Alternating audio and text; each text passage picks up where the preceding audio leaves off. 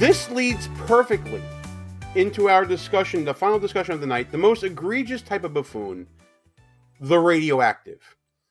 The radioactive is the kind of buffoon that not only is completely irredeemable, but their radioactivity, their guilt by association goes to other people around them. I gave a good example of this in my book, which I'm going to bring up again here. Schnooks, Crooks, Lies, and Scoundrels, a field guide to identifying political buffoons, available right now on Amazon, at Barnes & Noble, and other online bookstores. This guy is a grifter. The perfect example of that is former Governor Andrew Cuomo, who not only has hurt his own legacy based upon what happened with his own administration during COVID and claims of sexual harassment and all that, but how that spread to his brother who was involved in the scandal, to other staffers that were involved in the scandal as well, and it just sort of infected them just by association with Cuomo's buffoonery, which is highly destructive, by the way. We're talking about really highly destructive acts by these sorts of buffoons. And the reason why I said this leads in so well into our prior discussion that we just had about hypocrites in the House GOP, because this situation is now owned by, as you said earlier, Speaker Mike Johnson. And anyone associated with him and his leadership now is going to be called into question for his failure to get that skinny continuing resolution passed. This is literally the most recent example of radioactive buffoonery. Yeah, I think Mike Johnson, and he's a last-minute add-on in here, is the most radioactive person of the year right now. He was skating on thin ice for months, and this may be the final nail in the coffin. The initial 1,500-plus page bill he dropped was so absurd. It included things like blocking investigations into congressional offices and the January 6th committee.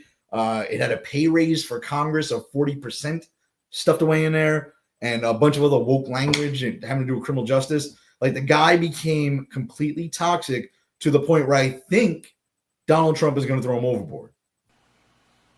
Sean, this continuing resolution, whatever, it's a total joke. You're right. It is 1,500 pages of pork barrel spending. And worse than that, it's all the woke garbage. It's the censorship boards. They're getting funded in this. There's hundreds of millions of dollars for a recycling access center in this bill. I mean, it is a total offense. And you pointed out, there's also the pay raise for members of Congress. There's the Obamacare carve out for members of Congress. Here's the thing that really gets me. Republicans negotiated this. The Speaker of the House negotiated this bill. It is a total travesty. This has got to change, Sean. I mean, we cannot go on like this. And I hope that Republican leadership gets the message here, the message of this election, which is that people want change. They don't want this garbage. I'm a hard no on this thing. It is a joke. It is a travesty. And they need to go back to square one. It could well happen, but I have to say, pal, I'm going to push back on you a little bit here. I think you got a little bit of recency bias going on because this just happened, and the feelings are very fresh because it's going on right now. I think that there are several other buffoons that we can definitely talk about who are definitely more radioactive.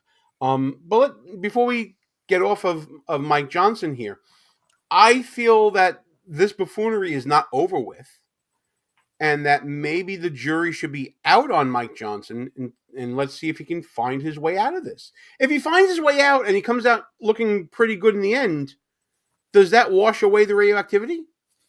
There's only one way out of this, and I don't think he has the balls to do it.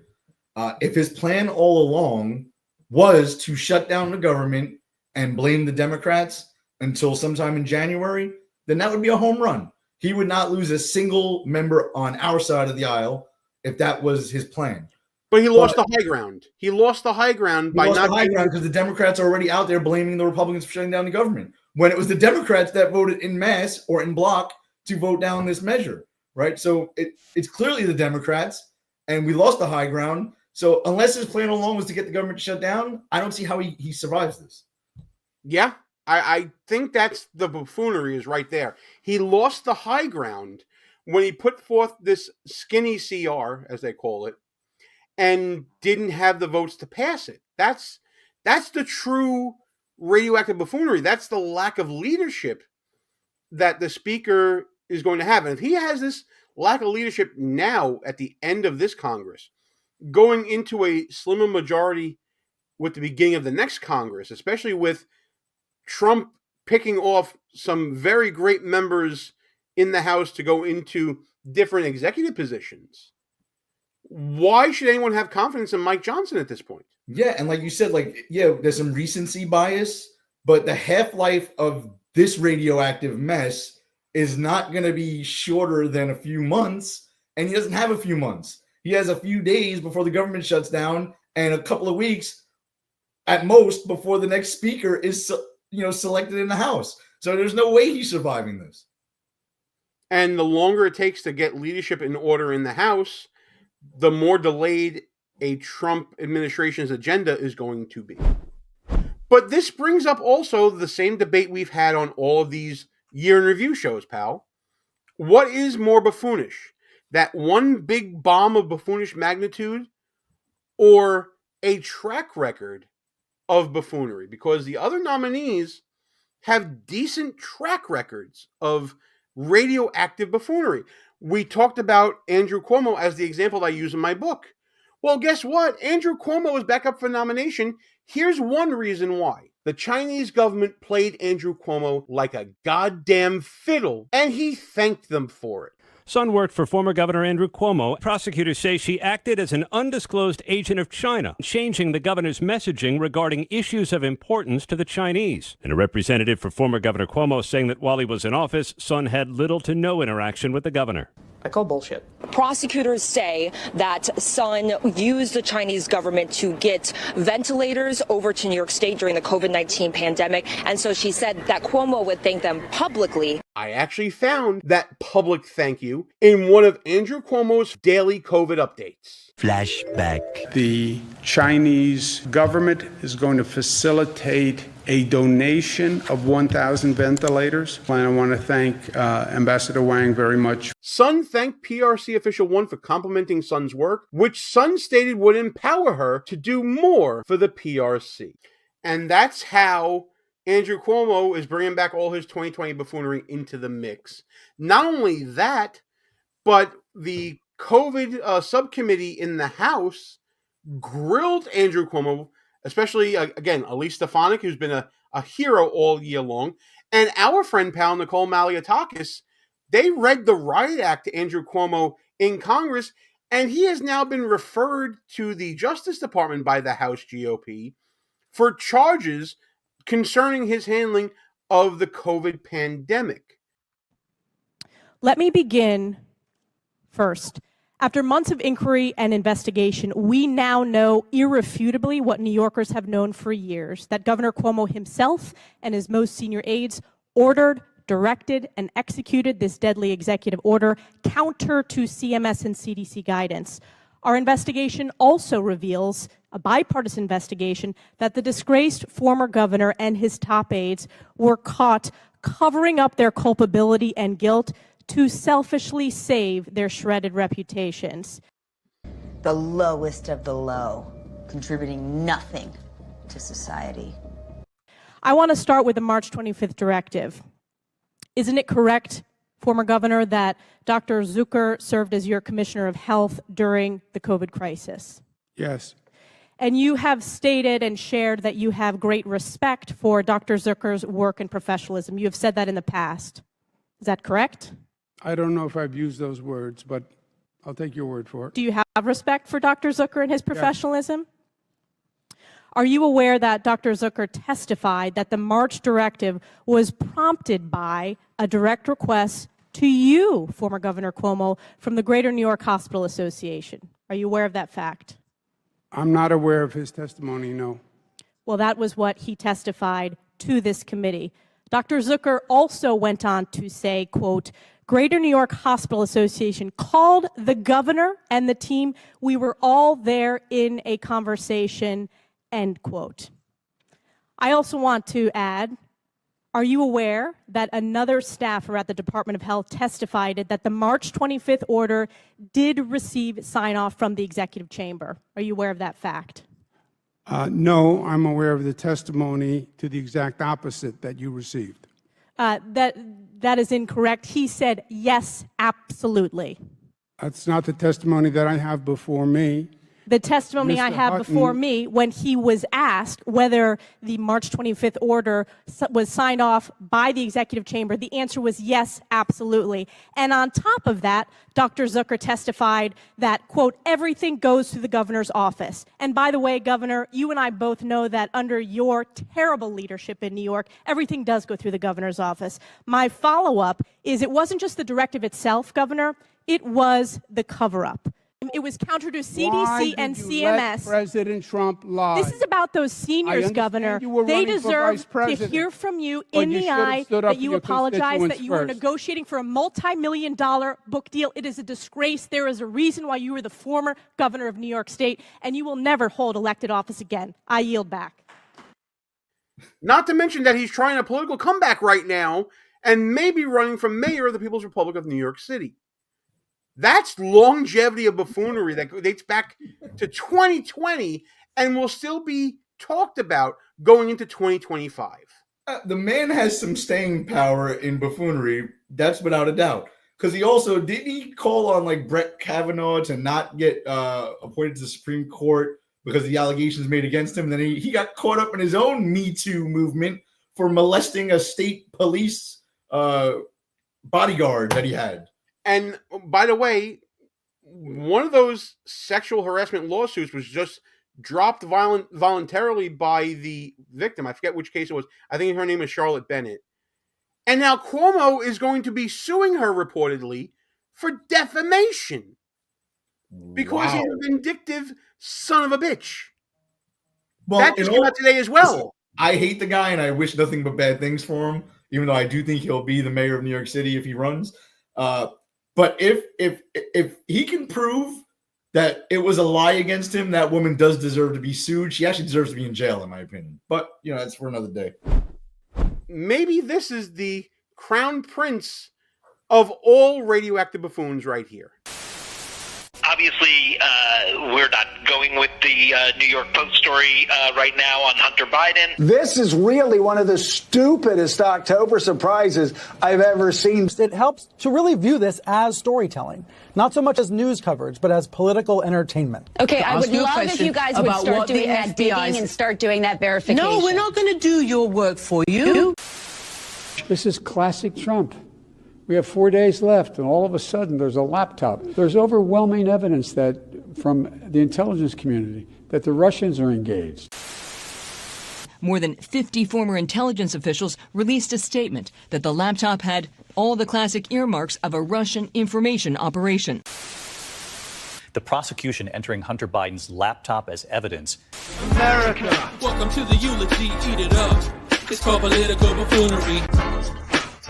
And then, after all those years of talking about Hunter and his laptop and everything going on in Ukraine and Burisma and all that, the government used that same laptop as evidence against Hunter Biden, got convictions on some tax fraud stuff and the possession of the weapon when he lied on an application, and then he got pardoned for all of it.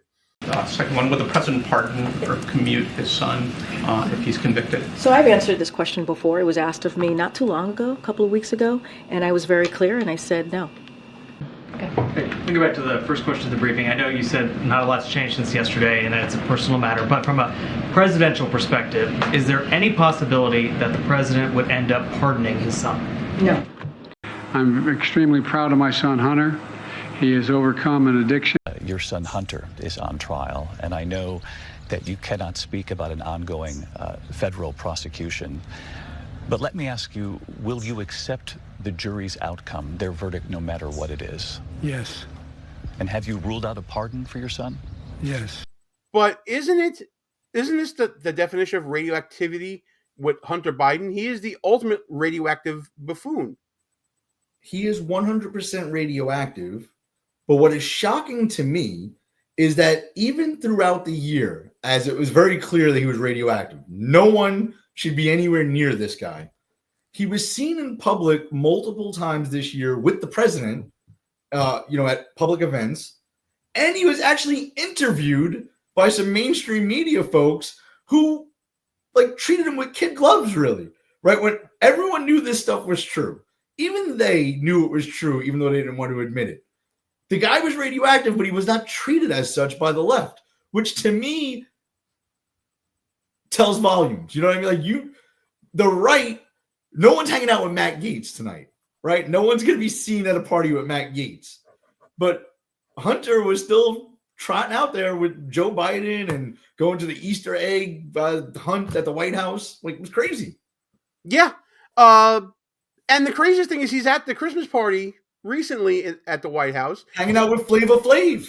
And all these influencers that get paid, all the shills that we talked about in previous episodes, are taking photos and putting them up online. Here's me and Hunter Biden hanging out. And I'm like, you freaking moron. People spent millions of dollars on his artwork. The guy's radioactive. He's under all these investigations. Why would you take a chance at a money laundering charge coming at you by buying that artwork? It's the thin line between fame and infamy, pal. But if you want to talk about the most radioactive politician of 2024, and I don't have any pithy clip right now, but I'll certainly get one up later.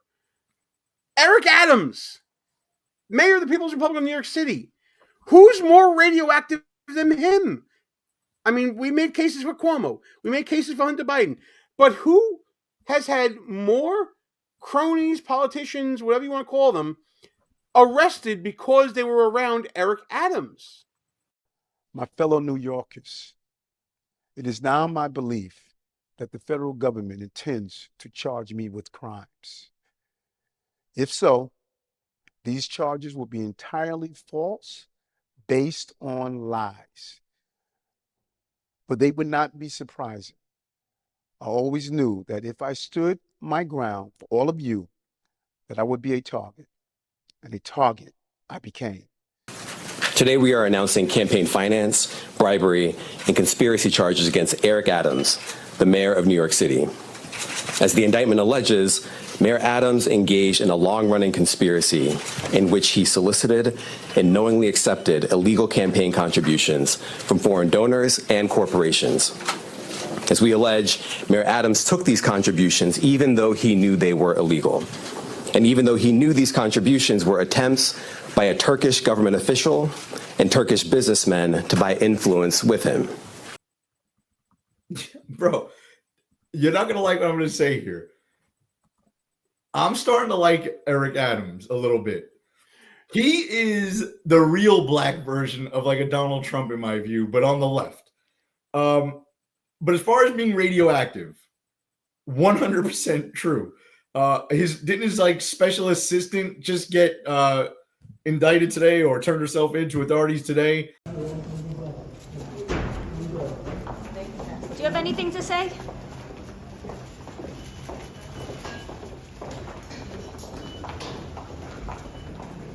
But literally everyone in this guy's orbit is either under investigation, had their cell phones seized, electronic devices seized by the government, is indicted, had to resign in disgrace. So yes, completely radioactive. Well, I got one better for you, pal, and I'm gonna try to pull this up as best I can right now because it's a little hard to do while we're doing it on the fly.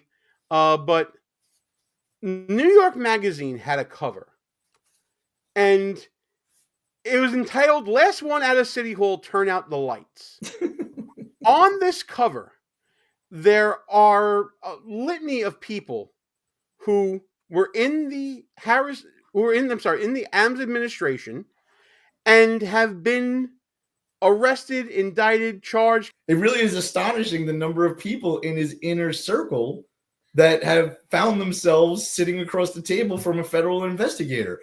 What's even more astonishing is that it's all federal, right? I haven't heard of one single state or city entity looking into any of these people, which to me is crazy because New York City spends a lot of money on not only the NYPD, but the Department of Investigation.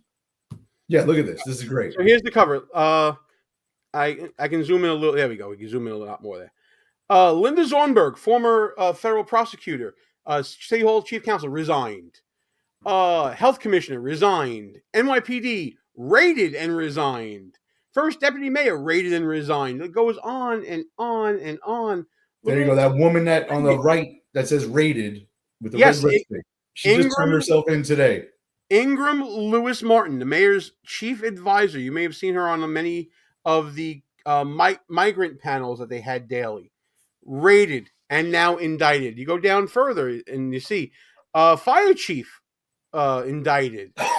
Our buddy Eric Ulrich, a Republican, who I'm actually loving that this happened, resigned and indicted. It's but that's an indictment unrelated, I believe, to a lot of the stuff that we've been talking about here. Good to see. Birds of a feather. Good to see some comeuppance there, though. And that's for personal reasons, folks. I'm not going to go into it, but he screwed over a friend of ours, and what goes around comes around. That's radioactivity. Radioactive. Man. Like I said, I kind of like him because he's a fighter and he's acting somewhat more right nowadays. But if you ask me what I want to like get on a text chain with Eric Adams, I'll decline that invitation. The last nominee, the last of all Buffoon of the Year, we're going to go very quickly through. Dalton Mayor Tiffany Henyard out of the Chicago suburbs. She's been in the news for over a year now with all the reactivity that comes along with it about her allegedly illegal spending of taxpayer dollars. And there's literally a litany of this. Go check out Nate the Lawyer. He has so many videos about Tiffany Henyard. Also check out Actual Justice Warrior. He has the same litany of videos as well. The upshot of it all is she's under federal investigation. Many of her people have been arrested by the FBI that were in her administration and her supporters.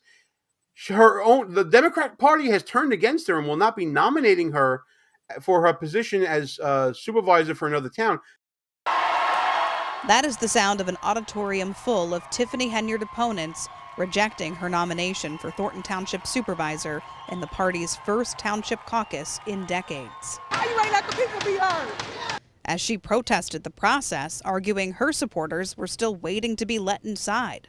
Guys, have a good night, eat the food, and be merry. This meeting is adjourned. The meeting lasted only moments, but it was strategized beforehand. State Senator Napoleon Harris is the Democratic committeeman for Thornton Township. He alone decides whether to hold a primary election or a caucus. Amid the turmoil tied to embattled Supervisor Henyard, Harris chose a caucus and won the nomination. The Democratic nominee for supervisor is Napoleon Harris. Henyard walked out of the meeting and into a waiting SUV without speaking to us, but here's what she said before the caucus began. They can't beat me. If they could beat me, they would have went to the polls. What do you do tonight if you don't get the Democratic Party's nomination? What do you mean? I will be victorious tonight. You will see. My people out here. They're not going to go nowhere. The show will go on. I don't know how it works in these small places. You're a mayor of the city adult, and then you're a town supervisor or county supervisor, whatever it is. It's crony politics all around. And meanwhile, she's just lottie freaking da. She's the mayor. She hides behind her race. She hides behind her agenda. She lies to everybody. She has allegedly phony charities out there. Definitely radioactive. And she's also got the Jasmine Crockett eyelashes. Just throwing that out there. And there's the hypocrisy of Ross Galloway calling me every ist when we were talking about lunatic. And he's coming back around to talk about somebody's eyelashes. Just saying. All right. Well, listen. We made it, pal. We made it through Buffoon of the Year. I want to thank everybody who's been tuning in, even when the show glitches and screws up. Who is Buffoon of the Year? Ooh. There's been so freaking many people that we talked about here. And we can't talk about Biden and we can't talk about Harris. Who is overall to you Buffoon of the Year? It's tough, man. I'm looking at all the notes we took for the last few shows. It's hard. It's very hard. I don't know who to pick. I honestly don't know who to pick. I mean, if I had to pick one nominee out of all of these for being the most egregious. I would look for one that was pervasive throughout a lot of different categories. And when I think about that, the name that keeps coming back up to me is Nancy Pelosi. We talked about her as an agenda gymnast. We talked about her as being part of that coup. I think that she has the track record for this. I can also point to someone like Fani Willis, who is a complete and utter narcissist and finally got kicked out on her fanny. That's another one. But then we can also talk about buffoonish magnitude, and you could talk about someone like a Jamal Bowman, a Cori Bush, a Mike Johnson, and they all fit the bill. Is there anyone that you think covers it all? I mean, cover it all is definitely one to look at, and I know that's probably what we should give more weight to. The other one is just sheer frequency. So like the top two that I was circling them as we go. The ones I put like little asterisks next to were Joe Scarborough and Karine Jean-Pierre, because it's just they're in your face every day, falling most likely into one, if not all of these categories. So like for that reason alone, the quantity of the work they put out throughout the year, those are my top two. The point is, there's a lot of choices for everybody out there to choose Buffoon of the Year. So let us know what you think in the comments. We're going to put up some polls between now and then.